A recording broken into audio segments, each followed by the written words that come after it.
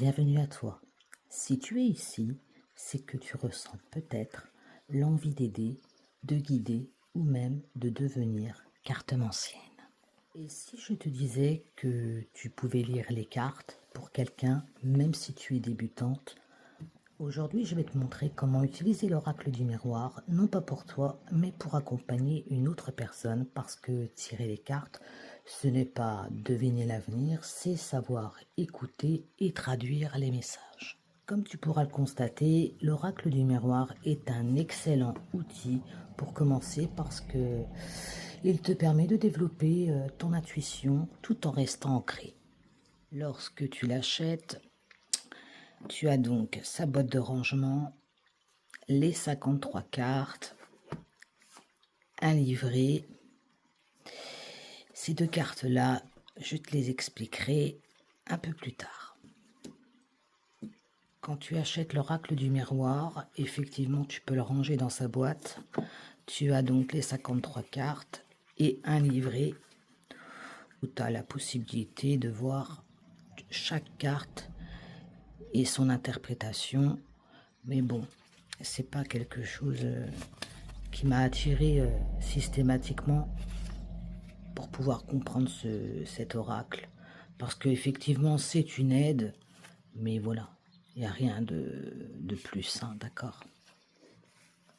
Il faut au moins déjà savoir, c'est que l'oracle du miroir est un support de guidance avant tout, mais quand tu tires pour quelqu'un d'autre, il devient un outil de communication. Pourquoi le miroir? Parce que les cartes ne parlent pas de toi, elles reflètent l'état intérieur de ton consultant avant tout. Elles montrent les émotions, les blocages, les besoins du moment. Ton rôle, ce n'est pas d'inventer, c'est de mettre des mots sur ce que les cartes révèlent.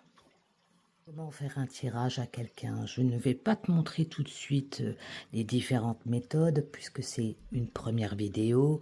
Et bien sûr, en attendant, je vais donc t'expliquer surtout une méthode simple pour débuter avec ton consultant.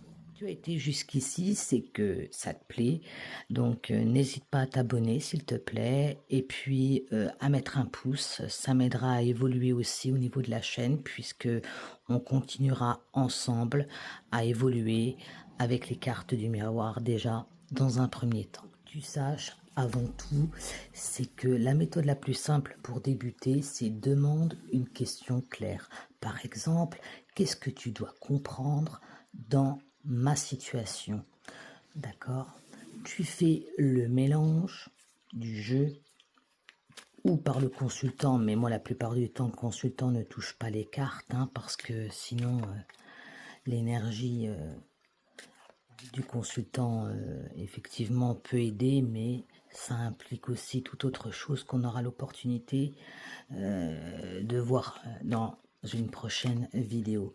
Donc comme je te l'ai expliqué, tu mélanges les cartes, puis après tu fais une petite coupe comme ceci,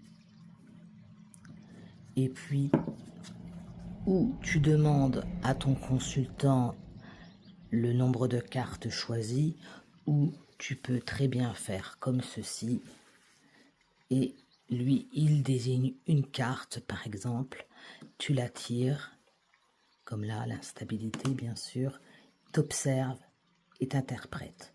Mais attention à un point essentiel, tu ne lis pas que la carte, tu dis oui la carte à la personne, l'énergie du moment, tu poses des questions si besoin.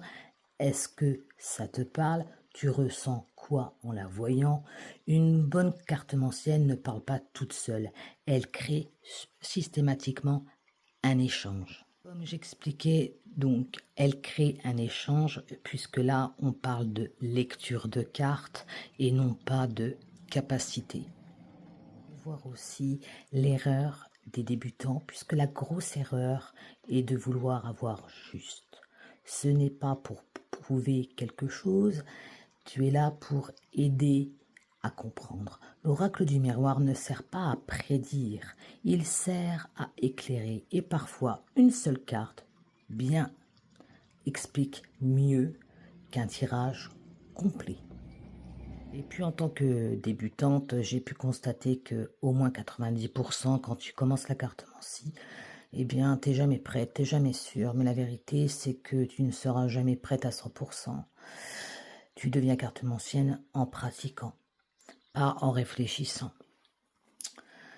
Si tu veux vraiment apprendre à tirer des cartes avec confiance, eh bien écoute, reste avec moi, puisque de toute façon, dans les prochaines vidéos, je vais te montrer les 5 premières cartes de l'oracle du miroir et surtout comment les interpréter facilement face à un consultant.